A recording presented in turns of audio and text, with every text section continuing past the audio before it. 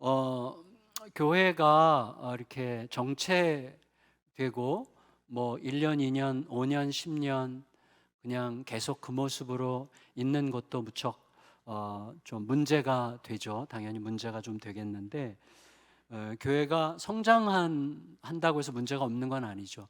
교회가 성장하고 규모가 커지면 반드시 문제가 불거집니다. 그러니까 교회가 성장한다는 것은 단순히 숫자가 늘어난다는 것만이 아니죠. 분위기가 달라지고 또 전체적으로 구성이나 조직과 시스템, 운영 방식 이런 것들이 달라질 수밖에 없기 때문에, 그래서 저희 이제 복음과 도시에서 교회 개척 사역할 때 꼭 들어가는 강의 중에 하나가 리더십이, 개척했을 때 리더십이랑 또 뭐 한 100여 명 출석할 때 리더십이랑 300명 출석할 때 리더십이랑 500명, 1000명 이럴 때마다 리더십이 다 다른 거죠.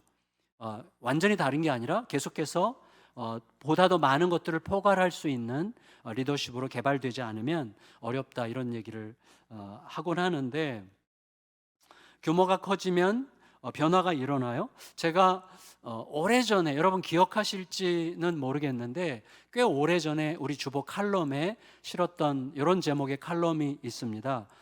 목사만 좋은 교회 성장이라는 칼럼을 제가 쓴 적이 있어요. 그래서 아마 기억나시는 분들 혹시 계실지 모르겠는데, 교회가 성장하면 당연히 목사는 기분이 나쁘지 않습니다. 좋죠.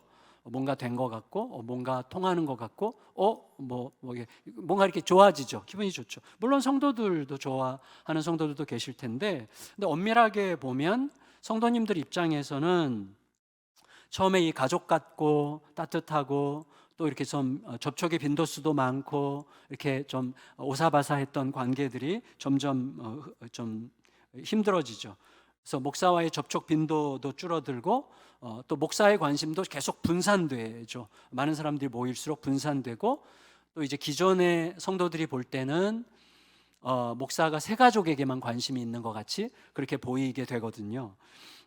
그리고 점점 목사도 바빠지면서 신방 요청도 어려워지고 왠지 거리감이 생기고, 그리고 교회는 조직이 복잡해지고 전에는 없었던 것들이 막 생기고 낯선 얼굴들도 많아지면서 뭔지 모르겠는 어떤 좀 이렇게 약간 정이 덜 가는 묘한 거리감, 약간의 서운함 이런 것들이 좀 들어오면서 작은 어떤 갈등에도 쉽게 상처를 받게 되는 이제 그런 상황들이 생길 수 있어요. 근데 우리가 알아야 될 것은 이게 정상인 거죠. 정상이죠. 뭐 가족인데 가족이 갑자기 막 늘어나게 되면 혼란스럽고 굉장히 힘들 수 있는 거죠. 그러니까 극복을 잘 해야 되는 거죠. 당연한 거지만 극복을 해야만 하는 거죠. 잘 극복하지 못하면 어떻게 되죠? 사랑을 잃어버리는 거예요. 무슨 말을 하는 거냐면, 확장성과 사랑은 필연적 관계예요. 자, 사랑은 전에도 말씀드렸죠. 사랑이 되려면 타자성을 가져야 되죠. 하나님께서 성삼위 하나님이신 이유라고 말씀을 드렸죠. 그래서 혼자서는 사랑할 수 없어요. 타인이 있어야죠. 서로 사랑을 하는 거죠. 그러나 서로 사랑하는데 우리끼리만 계속 사랑이 머물러 있으면 더 이상 사랑이 아니죠. 사랑은 우리끼리를 뛰어넘어서 흘러 넘쳐야 되죠. 확장돼야 되죠. 그러니까 확장성이 없는 것은 더 이상 사랑이 아닌 거죠. 그러니까 교회가 성장하지 않고 변화되지 않고 계속 우리끼리만의 공동체로 머물러 있게 되면, 또 그것을 의도한다면, 또 그거를 너무 좋아해서 교회가 늘어난다, 새로운 사람들이 오는 것 자체를 아예 꺼려하고 싫어하고 불편해 한다면 거기는 좀 문제가 생기는 거예요. 더 이상 사랑하지 않겠다. 그러니까 내 편한 대로 내 만족하고 내가 편안하고 내가 불편하지 않는 환경이 더 좋다라고 하는 이기심이 작동하는 걸 수도 있거든요. 사랑은 확장성이 반드시 있어야 되는데, 문제는 뭐냐면 확장성에는 번거로움이 있다는 거죠. 굉장히 번거로워요. 내가 이전에는 우리 관계를 내가 독점했는데 이 관계를 누군가와 나눠야 되고, 시간도 또 공간도 물질도 계속 나눠 써야 되잖아요. 저희 주일학교 같은 경우는 공간이 제한적이기 때문에 매년 이렇게 돌아가면서 공간을 바꾸거든요. 공평하게 이제 하려고 하는데 남과 계속 나눠 써야 되는 거예요. 불편하고 때로는 속상하고 쉽게 상처를 받을 수 있는 것이죠. 그래서 그나마가 아니죠. 정말 너무 놀랍게도 예수강남교회가 이렇게 서로 간의 관계를 지켜내고 생명력의 아름다움을 맛보고 또 내일을 기대할 수 있는 것은 그 모든 어려운 과정들을 기꺼이 통과하고 계시는, 기꺼이 통과해내신, 또 통과하고 있는 중인 여러분들 덕분이라고 저는 확신합니다. 어쨌거나 초대교회는 굉장히 급성장한 교회였어요. 아주 짧은 시간 안에 엄청나게 빠른 속도로 수천 명이 모이는 교회로 성장을 했는데, 성장에는 성장통이 따르게 마련이죠. 그래서 초대교회에 생긴 성장통 중에 하나가 뭐였냐면, 초대교회 구성원들을 생각해 보면 구성원이 무척 다양했지만 큰 분류를 해보자면 히브리파와 헬라파라고 할 수가 있겠어요.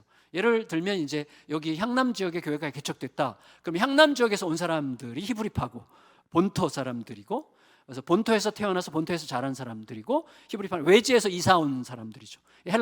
헬라파는 뭐냐면 과거 선조들이 포로로 외국으로 잡혀갔든지 혹은 너무 힘들어서 이민을 갔든지, 우리 일제시대 때 하와이나 이런 데로 이민 많이 떠났잖아요. 그러니까 이민을 가든지, 그래서 사람들이 거기서 살다가 이제 좀 나이가 들면서 아무래도 고향에 살아야 되겠다. 그래서 고향으로 돌아가는 일들이 이제 많았던 거죠. 그래서 나이가 들면 고향을 찾게 되는 일들이 많아서 다시 역이민하는 사람들이 이제 많이 생겼거든요. 물론 여전히 히브리파에 비하면 소수파였지만 그런 분들이 많았고, 특별히 유대인들의 그 전승, 입에서 입으로 전해지는 구전 전승에 따르면 유대인들에게는 이런 정신이 있었어요. 이스라엘 경계선 안에, 이스라엘 경내에서 죽으면, 이스라엘 경내에서 죽는 의인은 즉시 부활을 하지만 이스라엘 경내 밖에서 먼 타지에서 죽는 의인들은 지하로 굴러서 이스라엘까지 가야 된다는 이제 전승이 있었다는 거예요. 좀 흥미로운 미신이지만 이 미신도 굉장히 우리들을 움직이잖아요. 우리도 약간 미신이 있어요. 우리들 속에 약간씩 조금은. 근데 어쨌거나 그래서 노년에 이스라엘로 다시 역이민하는 사람들이 무척 많았던 거예요. 그런데다가 남자는 수명이 짧고 또 남자들은 여러 가지로 위험에 노출되죠. 전쟁에 끌려가기도 하고 뭐 여러 가지 때문에, 그러니까 여자 과부들이 훨씬 많은 거죠. 근데 이제 히브리파에도 과부가 많고 헬라파에도 과부가 많은데, 문제는 그 상황 속에서 이제 벌어졌단 말이죠. 근데 사실은 더 많이 돌봐줘야 될 사람들은 헬라파일 수도 있죠.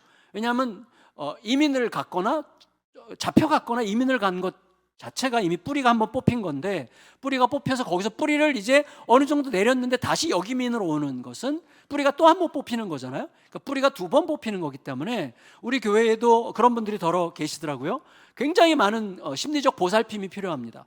그리고 마음이 석연치 않아요. 저 같은 경우 안식월로 이제 1년에 한 달씩 좀 이렇게 쉬잖아요. 1년에 한 달 밖에 나갔다가 교회 이제 한 달 만에 오잖아요. 약간 뿌리가 없어요, 제가 이 교회 담임 목사, 아무리 담임 목사라도 고작 한 달인데도 이렇게 한 달 만에 들어오면 뭔가 어색하고 사람들이 나를 좀 이렇게 가짜게 생각하는 것 같고, 그리고 좀 뭔가 거리감이 느껴지고 막 그런단 말이에요. 근데 이민을 갔다가 다시 역이민을 온 경우는 굉장히 많은 이제 불편함이 있는 거죠. 그러니까 오랜만에 오는 분들 보면 웬일이야? 이딴 식으로 말하면 절대 안 됩니다. 진짜 너무너무 보고 싶었어 막 하면서 막 약간 오바해야지. 생전 안 보이더니 뭐 이런 식으로 얘기하면 안 되는 거예요. 굉장히 좀 마음이. 근데 이 이민 갔다가 역이민 온 분들은 굉장히 배려를 받아야 되는데, 문제는 교회가 급성장을 하다 보니까 이게 케어가 잘 안 되는 거예요. 그러니까 뭔가 좀 바쁘게 돌아가다 보니까 이제 유대교회 전통 중에 구제 전통이 굉장히 확고하거든요. 굉장히 강한 구제 전통인데 그거를 기독교도 받아들인 거예요. 그래서 매일 구제를 하는데, 뭐 우연인지 뭔지 모르겠지만 헬라파, 이 소수 헬라파 역이민을 온 이분들의 과부들이 많이 누락됐던 것 같아요. 뭐 거기까지는 그럴 수 있죠. 여러분, 문제가 생길 수밖에 없어요. 우리의 삶에서 부부는 싸울 수밖에 없고, 그리고 가정은 어려움이 있을 수밖에 없고, 교회도 문제가 생길 수밖에 없는 거예요. 그건 문제가 아니에요. 문제가 생길 수밖에 없기 때문에 그건 문제가 아니에요. 문제는 뭐예요? 그걸 어떻게 처리하느냐의 문제인데, 지금 초대교회는 어디까지 문제가 갔어요? 원망까지 간 거예요. 원망은 교회를 힘들게 하는 가장 큰 이제 요소잖아요. 원망이 일어났단 말이에요. 1절 한번 볼까요? 1절 시작. 그때 제자가 더 많아졌는데 헬라파 유대인들이 자기의 과부들이 매일의 구제에 빠짐으로 히브리파 사람을 원망하니, 그렇죠? 원망까지 이 문제가 확장된 거예요. 그러니까 원망이 일어나는 것은 이제 갈등이 본격적으로 좀 이렇게 약간 곪기 시작한다, 이런 이제 느낌을 우리가 느끼게 해주는 건데, 이 문제 상황이 이제 12사도의 귀에 들어갔어요. 이미 원망이 생기기 전에 이게 좀 감지하고 빨리빨리 처리를 했어야 되는데 그렇게 되지 못하는 거죠. 좀 약간 늦었지만 그럼에도 불구하고 사도들이 알게 됐고, 사도들은 이런 식으로 처리했는데 굉장히 중요한 부분 같아요. 2, 3, 4절 읽겠습니다. 2, 3, 4절 시작. 12사도가 모든 제자를 불러 이르되 우리가 하나님의 말씀을 제쳐놓고 접대를 일삼는 것이 마땅하지 아니하니, 형제들아 너희 가운데서 성령과 지혜가 충만하여 칭찬받는 사람 7을 택하라. 우리가 이 일을 그들에게 맡기고 우리는 오로지 기도하는 일과 말씀 사역에 힘쓰리라 하니. 자, 이 부분 좀 잘 생각해 보세요. 여기에 5가지 요소가 있는데, 첫째 공동체적 합의, 두 번째 사과, 세 번째 원인 분석, 네 번째 원인 분석에 따른 해결 방식 제안, 그리고 위임. 이 5가지 요소들이 이 짧은 구절 안에 다 들어있어요. 일단 사도들이 어떤 결론을 냈어요. 이 일을 우리가 할 수 없다. 우리가 할 여력이 없거나 이거는 누군가가 전문적으로 맡아야 된다. 합의했죠. 그리고 이 사람들의 기준은 성령과 지혜가 충만하고 온 교회에 칭찬을 받는 사람이어야 된다. 이 기준을 세웠어요. 그리고 숫자는 7명. 그래서 성령과 지혜가 충만하여 교회에 칭찬을 받는 사람 7명이라는 기준을 세우기 위해서 합의했죠. 그리고 그렇게 문제를 파악했다는 것은 이건 우리가 진작에 살폈어야 되는데 우리 잘못이다, 이런 식으로 얘기한 셈이에요. 그리고 형제들을 모아요. 형제들은 누구냐면 아마 초대교회 수천 명이 다일 수는 없고 초대교회 리더십이었을 텐데, 12사도 외의 리더십이라면 성령께서 임하시기 전에 성령을 기다리는 기도 공동체 120명 공동체 중에서 12사도를 뺀 나머지 사람들이 아마 리더십을 형성했을 가능성이 많고, 그들을 불러 모아서 이제 이 기준을 제시하고 이 일을 이제 당신들이 해라. 그리고 자기들은 기준만 제시하고 형제들에게 이 일을 처리하도록 위임을 했어요. 이 모든 요소들이 다 거기 들어있는 거죠. 그러니까 사도들이 이렇게 말한 셈이에요. 우리가 놓쳤습니다. 우리 잘못입니다. 서로 사랑하라고 하신 주님의 말씀에는 이렇게 연약한 자들을 돌보는 일이 반드시 포함된다는 게 분명합니다. 하지만 이게 원망으로 발전할 때까지 이런 문제가 생길 수밖에 없다 할지라도 이게 원망으로 발전한 것은 영적인 문제입니다. 이렇게 표현한 거예요. 원망으로 발전한 것은 영적인 문제죠. 그러니까 우리가 문제라는 거예요. 다시 말하면 이게 원망까지 발전한 더 근본적인 이유는 우리가 기도와 말씀에 집중하지 못했기 때문입니다. 우리 공동체 안에 기도와 말씀이 흐르게 하는 일을 우리가 제대로 못한 게 제일 큰 원인입니다 라고 얘기한 셈이에요.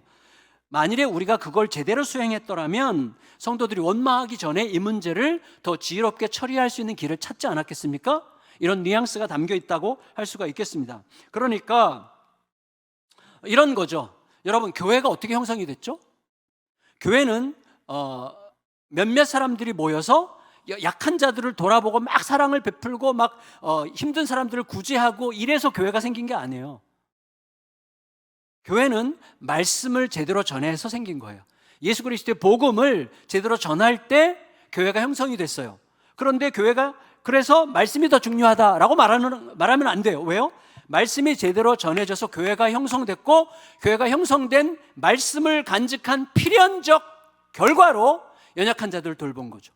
이건 하나의 통이지 얘가 더 중요하다는 아니에요. 우선순위를 꼽자면 말씀의 우선순위가 있지만 중요성을 꼽자면 둘 다 중요한 거예요. 말씀을 통하여 교회가 생겼고 교회가 생기고 교회가 말씀을 붙들고 있는 한 필연적으로 연약한 자들을 돌아볼 수밖에 없는 거예요. 이게 하나의 통으로 엮어져 있는 것이죠. 그러니까 그런 의미에서 이렇게 얘기하는 거예요. 사도들은 우리가 이렇게 말씀 봉사와 여기서 접대를 일삼는 일이라고 표현했는데 그건 조금 약간 좀 이따 설명하겠지만 약간 뉘앙스가 별로 안 좋은데 사실은 서빙 테이블이에요. 그러니까 테이블을 섬기는 식당 봉사예요. 한마디로 식당 봉사. 그러니까 말씀 봉사와 식당 봉사가 둘 다 중요하다는 것을 압니다. 그런데 우리 입장에서는 둘 다를 동시에 감당할 여력이 없다는 것을 인정해야만 한다고 판단합니다. 따라서 이 봉사, 식당 봉사를 포함해서 복지 관련된 사역들을 전념해 줄 다른 일꾼들을 세우는 게 중요할 것 같고 저희들은 기도와 말씀에 전념하는 게 합당한 교회를 섬기는 길이라고 저희는 판단했습니다. 이렇게 얘기를 한 거예요. 여기서 중요한 것 중에 하나 짚고 넘어가면 좋겠는 거 뭐냐면 아까 말씀드렸던 것처럼 2절에서 우리가 하나님의 말씀을 제쳐놓고 접대를 일삼는 것이 마땅하지 아니하니 라는 요 우리말 번역은 약간 다른 요소가 들어간 번역 같아요. 무슨 말이냐면 하나님의 말씀이 이렇게 중요한데 이렇게 중요한 말씀은 제껴놓은 채 접대를 일삼는 고작 먹는 거 가지고 우리가 집중할 만큼 이 말씀과 기도의 중요한 일을 제쳐놓는 건 말이 안 된다. 이런 식의 뉘앙스로 들리거나 우리들도 그런 방식으로 이해했을 가능성이 많다고 생각이 됩니다. 그런데 여러분 그런 느낌은 곤란해요. 여러분 보세요. 먹는 문제는 고작 먹는 문제가 아니에요. 좀 이따 식당 올라가서 식사할 건데 고작 먹는 거 아닙니다. 엄청나게 중요한 거예요. 먹는 것은요 생명적 사귐과 연합의 핵심이에요. 예수님은 오셔서 일부러 창녀들과 세리들과 죄인들과 일부러 식사하신 거예요. 일부러. 그거 자체가 메시지예요. 그거 자체가 세상을 향한 하나님의 마음을 우리에게 메시지로 전하시는 거예요. 먹는 문제는 너무나 중요해요. 그래서 예수님의 별명이 오죽하면 먹기를 탐하는 자라는 별명까지 얻으실 만큼 먹는 걸 굉장히 강조를 많이 하셨고 그리고 영원토록 우리와 함께 어린 양의 혼인잔치를 벌이실 거예요. 볼지어다 내가 세상 문 밖에 서서 두드리노니 누구든지 내 음성을 듣고 그 문을 열면 내가 그에게로 들어가 그와 더불어 먹고 그런 나로 더불어 먹으리라. 먹는 문제는 고작 먹는 문제가 아니에요. 보세요. 먹는 문제 해결하는 일꾼들을 뽑는데 기준이 뭐예요? 성령과 지혜가 충만해야 돼요. 이거는 말씀 사역자의 기준이에요. 말씀 사역자의 기준이랑 똑같은 기준을 요청하는 거예요. 성령과 지혜가 충만하여 온 교회의 칭찬을 받는 자. 당연히 말씀 사역자가 그래야죠. 그러나 식당 봉사자도 똑같은 기준을 지금 제시하는 것입니다.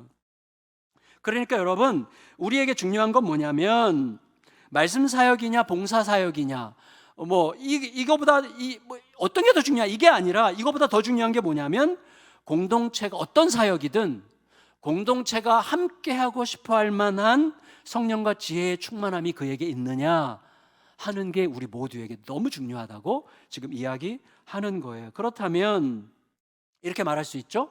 자, 공동체가 전혀 칭찬할 수 없는데도 어떤 사람은 내가 말씀 사역자로 부름받았다 이런 자기 자신만의 자부심으로 버티는 거 이건 좀 누추하죠. 정말 생각을 많이 해야 되는 부분이라고 생각합니다. 공동체가 전혀 칭찬할 수 없어요.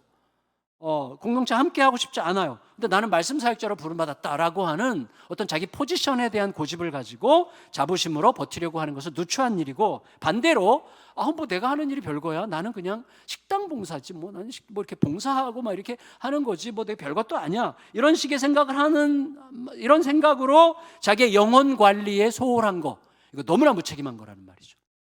둘 다 말씀과 지혜가 충만한 사람이 필요한 거예요.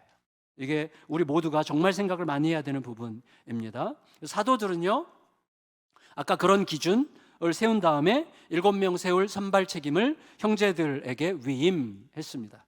왜 7명이었는지는 정확하게 알 수 없지만 갈릴리시에 분쟁 조정관이 있는데 분쟁 조정관 숫자가 7명이었다고 해요. 그리고 헬라 세계의 도시에서 도시협의회가 있었는데 도시협의회 회원도 7명이었다고 해요. 어쨌거나 그런 것과 연관이 되어 있는지는 모르겠고 또 영적으로도 설명할 수 있겠지만 정확하게 말하기는 쉽지 않은 것 같습니다. 어쨌거나 중요한 건 뭐냐면 사도들이 성령과 지혜가 충만하여 교회의 칭찬을 받는 사람 7명을 택하자고 결정했을 때 이 결정이 온 교회를 기쁘게 했어요.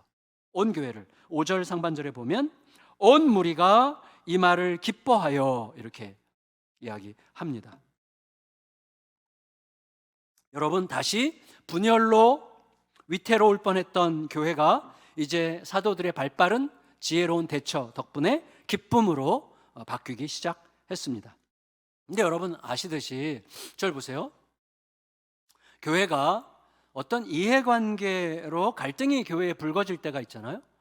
이해관계로 갈등이 불거질 때 모두가 기뻐하는 결정을 내린다는 것은 정말 쉽지 않은 일입니다. 그러니까 누군가가 지혜롭게, 사도들이 지혜롭게 잘했기 때문만도 아니에요. 왜냐하면 교회가 이미 둘로 갈라져서 관심이 방향이 둘로 갈라져 있으면 어떤 결정을 해도 이거는 모두를 만족시킬 수는 없습니다. 그러니까 모두가 만족했다는 건 무슨 뜻이냐면 일단 공동체 안에 리더십에 대한 신뢰가 무척 공통적으로 두터웠다는 거예요. 모든 사람들 안에 리더십에 대한 신뢰가 무척 두터웠다. 뭐 편이 갈라질 수 있죠. 뭐 당연하죠. 우리 안에도 뭐 야당 쪽 기질 있는 사람이 있고 여당 쪽 기질 있는 사람이 있을 거예요. 중요한 건 뭐냐? 우리가 복음 안에서 함께 있다는 게 너무나 중요해. 모든 걸 우리가 이기는 복음 안에 있다는 게 너무나 중요한 건데, 근데 이러한 것에서 얄팍하게 어떤 결정을 하면 사실은 교회가 전체적으로 하나 되어 있지 못하면, 리더십을 신뢰하지 못하고 있다면 어떤 결정을 내려도 갈라지게 되어 있는 거죠. 그러니까 리더십에 대한 신뢰가 결정적으로 중요하고, 동시에 모든 공동체 지체들도 서로에게 기꺼이 양보해도 될 만큼 서로를 신뢰할 수 있어야 되는 것이죠. 그러니까 교회 전체를 관통하는 영적 질서가 있는데, 교회마다 이게 느낌이 있잖아요. 교회마다 영적 정서가 있는데, 영적 정서가 예수 그리스도와 복음 중심으로 딱 모아져야 돼요. 아까 대표기도 시간에 저는 굉장히 약간 긴장했는데, 약간 좀 그래서 장로님한테 한마디 살짝 했는데 이게 오직 그리스도의 복음과 그다음에 예수 그리스도 중심으로 이렇게 딱 모아져야지, 안 그러면 나도 모르게 편향적으로 흐르게 되어 있는 거예요. 그러니까 온 교회가 예수 그리스도와 복음 중심으로 딱 모아지지 않으면 모두가 함께 기뻐하는 결정은 불가능한 거예요. 소위 이런 교회 영적인 민도라고 할까요? 나라마다 민도가 있듯이 교회에도 민도가 있는데, 교회 이런 영적인 민도는 오랜 세월에 걸친, 잠깐 이루어지지 않아요. 오랜 세월에 걸쳐서 성실한 실천과 함께 누적되면서 형성되는 거라고 할 수가 있겠습니다. 이때 제일 중요한 게 뭐냐 이거죠. 저는요, 우리 교회에도 개척한 이후에 문제들이 좀 불거졌었어요. 여러 가지, 아주 많지는 않았고, 저희는 그냥 제 머릿속에 한 3가지 정도 큰 위기다 이렇게 느낄 때가 3가지가 있었는데, 그 중에 2가지가 교회 이전과 관련된 것들이었어요. 첫 번째 거는 교회 개척하고 이제 5개월밖에 안 됐을 때인데, 저희가 저쪽 1지구 백상프라자라는 상가 7층 전체 공간의 3분의 1 정도가 예배실이었어요. 3분의 1이 예배실이었고, 3분의 1이 우리 사무실이었고, 사무실과 뭐 조그만 교육실이었고, 나머지 3분의 1은 옆에 이제 태권도장이었어요. 근데 이거가 이제 좀 좁아졌어요. 한 5개월 만에. 예배실은 한 150석, 160석이었는데 12월 말, 8월에 시작해서 12월 말쯤 됐는데 한 300명 가까이 이제 모이게 됐어요. 굉장히 좀 막 몰려들게 됐는데, 그래서 이걸 4층으로 이전해야 되겠다, 이제 이런 이슈가 생겼어요. 4층은 이제 전체가 비어 있었어요. 전체를 다 트면 한 500명이 한꺼번에 앉을 수 있는 그런 자리였는데, 운영위원들이 모였어요. 근데 운영위원들이 모여서 이렇게 의논을 하는데, 한 분이 엄청나게 강하게 비판을 했어요. 이런 거에서 한마디로 참 생각할수록 옳은 말일 수 있는데, 뭐 사람 좀 모인다고 우리가 너무 성급한 거 아니냐, 사람 좀 모여든다고 너무 성급하게 공간을 이렇게 늘리지 말고 불편해도 좀 견디자, 바닥에 거적대기 깔고 앉더라도 좀 버티자. 사실 틀린 말이 아니었는데 그분의 뜻대로 되진 않았어요. 그래가지고 갔어요. 바로 4층으로. 결국 이제 이 가정은 다른 몇 가지 이유들이 붙으면서 교회를 떠났어요. 얼마 있다가. 근데 문제는 뭐 어떻게 결정됐냐, 또 이 가정이 떠났냐 남았냐, 이게 중요한 게 아니고, 제 속에서 가끔씩 후회가 돼요. 그리고 가끔씩 좀 내가 성급했던 건 아니었나? 이런 생각이 들어요. 이유는 결정을 어떻게 했느냐가 아니에요. 그러니까 어떤 결정이 내려졌냐 때문이 아니라 공동체적 합의가 충분치 않았기 때문이에요. 사실은 성도들이 너무 불편해가지고 이거 안 되겠다, 우리 좀 딴 데로 좀 얻어야 되겠다라고 성도들이 먼저 말할 때까지 나 기다려야 되는데, 제가 조급해가지고 제가 운영위원들 소집해가지고 좀 공간을 좀 알아봐야 되지 않을까요? 라고 하니까 이 한 분 빼고 나머지 분들은 담임 목사가 뭘 원하는지를 잘 생각해가지고 저한테 맞춰주려고 이렇게 하신 게 분명해. 근데 그 생각이 나면서 계속해서 죄송한 거예요. 그래서 그때 그러지 말걸. 후회가 계속돼요. 사실은 시간이 가면서 뭐 그분이 옳고 우리가 틀렸다, 이쪽이 옳고 저쪽이 틀렸다가 아니라 공동체적 합의가 부족했다. 이게 후회의 굉장히 중요한 요소라는 걸 제가 알게 됐어요. 교회는 너무나 중요해요. 근데 그 이후에 2, 3년이 지났을 때 훨씬 더 큰 위기가 왔어요. 이제 교회를 저쪽에서 이쪽으로 옮기는 문제였는데, 그걸 여기로 이전하기로 이제 결정한 상황에서 그때도 한 분이 엄청나게 더 과격하고 격렬하게 비난을 했고, 잘 안 통하는 것 같으니까 이분이 정갑신 목사를 인신 공격하는 메시지를, 엄청 장문의 메시지를 써가지고 쫙 뿌렸어요. 거기 보면 뭐 말도 안 되는 말들이 많은데 성도들이 보면 뭐야 이게 진짜 정 목사가 진짜 이랬어? 막 이런 식의 이야기들을 들을 법한 약간 정치적인 어떤 그런 인신공격성 메시지가 확 뿌려지니까 제가 엄청 힘들었어요. 진짜 성도들은 뭐 별로 힘들었던 것 같지 않은데 저만 힘들었어요. 저는 그래서 와 이게 뭐지? 막 굉장히 불안하고 우울증이 돋는 것 같은 그런 상황까지 갔는데, 다행히 이게 문제가 빨리 지나갔어요. 그분도 이제 곧 우리 다른 성도들의 압력에 못 이겨가지고 이제 조용히 이제 물러나셨는데 교회가 잘 지나갔어요. 근데 그 문제는 이후로 단 한 번도 후회가 되지 않아요. 그때는 힘들었지만 한 번도 후회가 안 돼요. 이쪽으로 온 건 진짜 잘한 거예요. 왜냐하면 저희가 이 문제는 그때 교인들 중에 올 사람들은 다 와라 그래가지고 여기 화성시 남부 노인복지관 강당을 그때 저희가 자주 이용했거든요. 강당에서 모여서 거기서 같이 기도하면서 함께 결정했던 거기 때문이에요. 합의된 결정이기 때문에 이후로 어떤 문제가 생기든지 간에 제 속에서 후회가 되지 않고 잘한 거다, 이런 생각을 하는 거죠. 자, 중요한 건 그거예요. 뭘 결정하느냐보다도 더 중요한 것은 성도들이 마음을 실어서 논의하고 합의하는 과정을 거쳤느냐 하는 것이죠. 물론 초대교회 보면 우리 교회도 마찬가지인데 전 성도가 모여서 어떻게 의논합니까? 뭐 한 달 걸려도 결정 못해요. 그러니까 대표단, 이때도 마찬가지죠. 12사도와 그다음에 형제 리더십, 이들이 결정하고 온 교회가 따르는 거죠. 이런 식으로 갈 수밖에 없었던 건데, 어쨌거나 중요한 건 이거예요. 자, 사도들의 위임을 받아서 이제 7명의 복지사역 팀원들을 뽑아야 되는데, 이 사도들로부터 위임을 받은 인사위원들이 사역팀원들을 이제 드디어 뽑았어요. 7명을 뽑았어요. 그런데 그 결과가 무척 흥미롭습니다. 결과가 흥미로워요. 어떻게 흥미롭냐면 5, 6, 7절 한번 읽어보겠습니다. 5, 6, 7절 시작.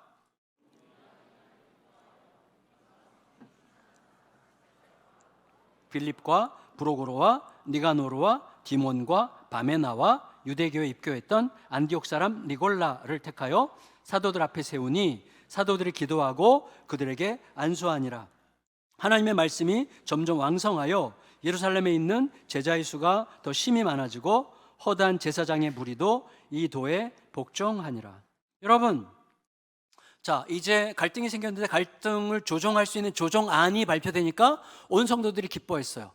그리고 나서 이제 인사위원들이 7명의 일꾼들을 세웠어요. 그러고 나면 교회가 평화로워지는 건 당연하죠. 그렇죠? 당연한데, 교회가 평화로워지는 건 당연한데 이 결과 나타난 현상이 교회의 평화가 아니라 말씀의 흥황함이었다는 거예요. 여러분, 그래서 뭐라 그랬어요? 7절에 하나님의 말씀이 점점 왕성하여 이렇게 되어 있어요. 자, 그럼 이게 무슨 뜻일까? 다시 말해서 여러분, 이거예요. 이 문제에 대처하는 모든 과정이, 이 문제에 대처하고 이 문제를 처리하는 모든 과정이 모든 사람들이 볼 때 지극히 하나님의 말씀에 합당했다는 게 증명됐다는 거예요. 여러분, 교회에 굉장히 중요한 이슈가 있을 때 의심할 수 있잖아요. 이건 담임 목사 욕심인 것 같은데, 이거 당회원들이 자기들끼리 뭐 해먹으려고 그러는 것 같은데, 뭐 이렇게 의심할 수 있잖아요. 그런데 이 모든 결정의 과정을 볼 때 온 성도들이 와, 이건 진짜 하나님의 말씀을 따랐다면 이렇게 결정할 수밖에 없었어 라고 생각할 만한 결정이 내려졌다는 거예요. 그러니까 말씀대로 된 거예요. 그러니까 갑자기 말씀 안에 생명력이 들어오고 말씀으로 사람들이 시원해지는 거예요. 말씀이 오르니까, 말씀의 오름과 생명력이 입증될 때 느껴지는 시원함이 온 교회 안에 생겼다고 말할 수가 있는 것이죠. 그러면 우리들이 살펴봐야 될 과제가 뭐예요? 하나님 말씀에 이 오름과 생명력이 드러났는데 어떤 방식으로 드러나고 증명됐길래 이렇게 많은 사람들을 끌어들이고 교회가 더 부흥하고 교회는 기뻐하고 말씀이 흥왕하고 말씀의 오름과 생명력이 증명되고 심지어 수많은 제사장의 무리들까지 교회로 막 들어왔을까? 이렇게 우리가 질문하게 되는 것이죠. 자, 이렇게 간략하게 말씀드릴 수 있는데, 여러분, 구제의 불평등 문제가 생겼어요. 구제의 불평등 문제가 생겼을 때 피해자라고 느낀 사람들은 헬라파예요. 헬라파는 소수고 비주류예요. 그러니까 이들은 뭔가 기득권이 없어요. 그래서 히브리파에 비해서는 약간 쫄린달까요? 약간 외지인 같은 느낌 이런 게 있는 거죠. 소수 비주류 헬라파에서 문제의식을 느낀 거예요. 그들이 소외감을 느꼈어요. 그런데 이 문제를 주도적으로 해결하는 사도들이나 위임받은 인사위원들은 대다수가 히브리파야. 히브리파가 이 문제를 결정할, 헬라파 문제를 결정할 사람들을 히브리파가 주도적으로 뽑아야 되는 거예요. 이 경우에 이 세상이 하는 법은 뭡니까? 힘을 가진 쪽이 힘이 없는 쪽을 합법적인 교활한 방법으로 억압하는 거죠. 누구도 뭐라고 할 수 없는 방법, 합법적이야. 그러나 알고 보면 너무나 교활해. 그런 방법으로 힘을 그렇게 시위하여 억압할 수 있겠죠. 그렇게 되면 어떻게 됩니까? 교회는 십자가의 공동체죠. 십자가의 공동체는 힘을 내려놓는 방식으로 가는 거잖아요. 그러니까 힘을 쓰는 방식으로 갔기 때문에 결국은 모두를 고통에 빠뜨리게 되는 거예요. 세상의 방식을 교회에 끌어들이면 교회가 분열하는 게 당연해요. 세상의 방식을 교회에 끌어들이면 교회는 흔들릴 수밖에 없는 거예요. 그런데 여러분, 오늘의 상황을 보면 너무나 멋지지 않아요? 힘을 가진 다수 히브리파가 복지사역팀 7명 전원을 뽑는데 전원 다 헬라파야. 7명 이름이 전부 다 여러분 특이하지 않아요? 전부 다 헬라식 이름이에요. 전부 다 헬라파 역이민 온 사람들을 전원 다 뽑은 거예요. 심지어 한 명 마지막 니골라는 유대교에 입교한 이방인이야. 이걸 히브리파가 그렇게 뽑은 거예요. 이게 얼마나 의미 있습니까? 결정권을 가진 다수파가 소외당한 소수파에게 문제 해결의 전권을 넘겨준 셈이에요. 힘의 논리가 한 톨도 작동하지 않습니다. 이게 말씀의 흥왕함이에요. 말씀이 살아나는 거예요. 말씀대로 되는 거예요. 이게 너무나 중요해요. 오직 하나님만 섬기기로, 오직 말씀만 따르기로 작정한 공동체만 할 수 있는 위대한 선택을 했던 거죠. 복음을 따르는 결정으로 복음이 더 왕성해졌어요. 그리고 그 결과 복음이 진짜가 되니까, 복음이 진짜로 이루어지니까 이 복음에 대해서 가장 적대적인 그룹이 제사장들인데, 제사장들로부터 엄청나게 많은 무리들이 복음의 공동체에 편입됐다는 거예요. 이게 하나님이 하시는 일이죠. 여러분, 이렇게 복음을 진실히 추구하는 교회는 직업이 뭐냐, 정치적 입장이 뭐냐 관계없어요. 오직 어느 쪽에 있는 사람들도 본질을 다 추구합니다. 본질을 추구하는 사람들은 모이게 되어 있어요. 이게 중요해요.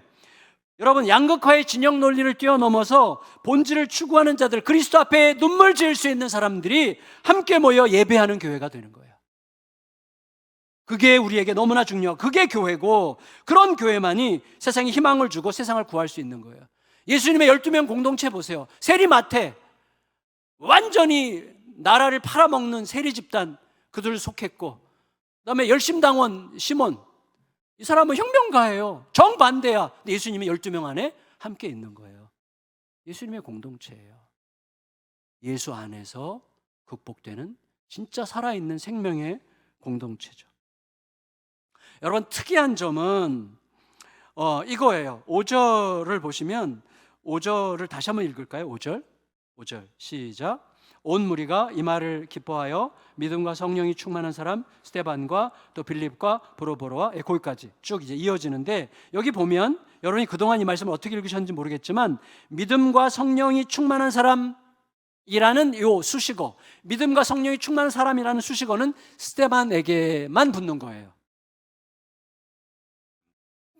우리 성경은 이게 정확하게 선명하지 않은데 영어 성경만 봐도 아주 선명하고, 또 뭐 원문은 당연히 그렇고, 믿음과 성령이 충만한 사람 스데반과 또 그 다음에 다른 사람들이에요.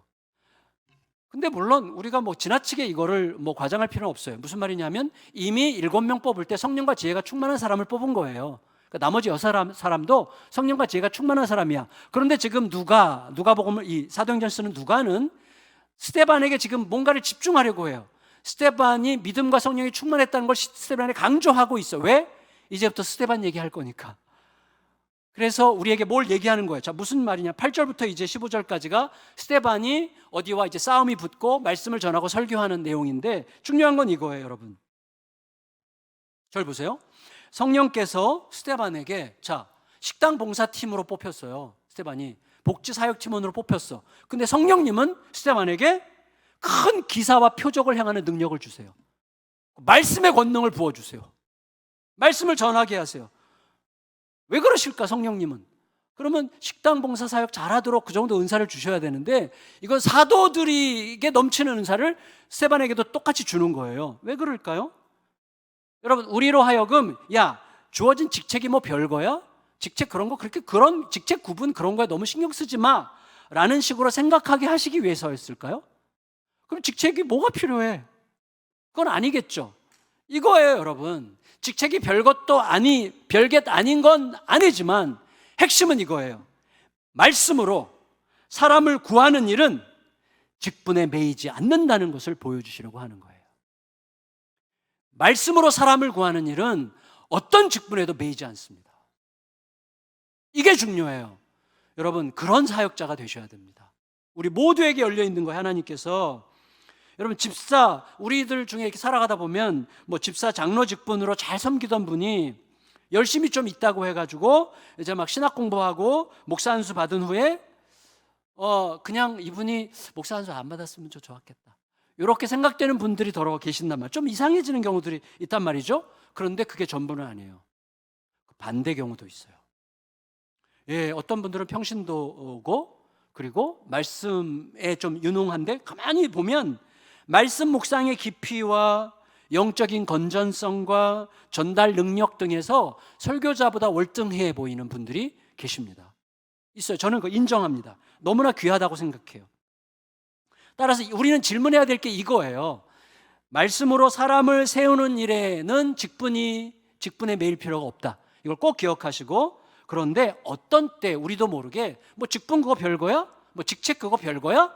라고 생각하려고 할 때, 혹은 반대로 직책이 얼마나 중요하다, 나 목사야, 나 장로야, 이런 직분을 앞으로 고집스럽게 내세우려고 할 때 정반대죠. 직분 그게 별거야? 직분 별거야. 둘 다 자기에게 물어봐야 돼요. 내가 이렇게 생각하는 이유는 교만해서인 건 아닐까? 물어야 돼요. 직분이 별것 아니라고 생각하는 내 마음은 교만해서인 건 아닐까? 혹은 내 직분을 고집하려고 하는 것도 교만해서인 건 아닐까? 라고 질문을 해야만 하는 거죠. 여러분, 스데반은요, 복음을 전하고 싶은 마음이 막 불같이 일어나는 것을 느꼈을 거예요. 그러면서 고민했을 거예요. 틀림없이 내가 너무 주제넘게 구는 거 아닐까? 이렇게. 하지만 거부할 수 없는 열정이 계속 일어나고, 그리고 상황을 보면 막 사람들이 계속 스데반의 말을 듣고 싶어해. 여기저기서 막 초대해. 그런데다가 저는 사도들도 틀림없이 격려했을 거라고 생각합니다. 사도들도. 그래서 이 모든 상황에 자연스럽게 자기를 맡겼던 거라고 할 수 있어요. 나중에 보면 여러분, 7집사 중에 스데반만 그런 게 아니라 빌립 집사님 같은 경우도 나중에 사마리아 선교의 선두주자가 돼요. 굉장히 중요한 역할을 하죠. 여러분, 초대교회에 스데반에 대한 그런 존중과 신뢰가 없었다면 이제부터 누가가 스데반에 대해서 굉장히 길게 기록할 거고, 그리고 신약 성경에 나오는 모든 설교 중에 가장 긴 설교가 스데반의 설교인데 이걸 그렇게 자세하게 기록하기는 쉽지 않았을 거예요. 스데반에 대한 엄청난 존경심과 애정이 교회 안에 퍼져 있었다는 뜻이기도 하겠죠. 스데반은 분명히 식당 봉사를 가볍게 생각하지 않았을 겁니다. 틀림없이 중하게 여겼을 거예요. 하지만 자꾸 말씀의 은사가 두드러지게 나타나서 회당에서 가르치는 일들이 잦아지고, 그 와중에 예루살렘에 있는 소위 자유민의 회당이라는 곳까지 아마 초청을 받았든지 가서 말씀을 전하게 됐어요. 자유민의 회당이라는 건 뭐냐면, 이스라엘 사람들 중에 과거의 선조들이 포로로 잡혀가서 노예가 돼요. 다른 나라의 노예가 돼요. 바벨론 때든지 헬라 때든지 로마에 의해서든지 어디로 포로로 잡혀가서 노예 생활을 했는데 그 자손들이에요. 근데 그들이 거기서 어떤 계기에 의해서 자유를 얻어서 고국으로 돌아온 사람들이야. 이 사람들은 얼마나, 그러니까 이게 뿌리가 힘든 사람들, 얼마나 강한 사람들이겠어요. 노예로 살다가 노예 가문에서 태어나서 자유를 얻어서 고국으로 돌아왔으니까 이들끼리 똘똘 뭉치죠. 해병대처럼 막 똘똘 뭉쳐가지고 막 굉장히 강한 공동체를 형성하고 있었던 사람들인데, 그 회당에 가서 스데반이 말씀을 전했는데 부딪혔어요. 근데 이 강한 자유민의 회당 사람들이 스데반을 못 당해.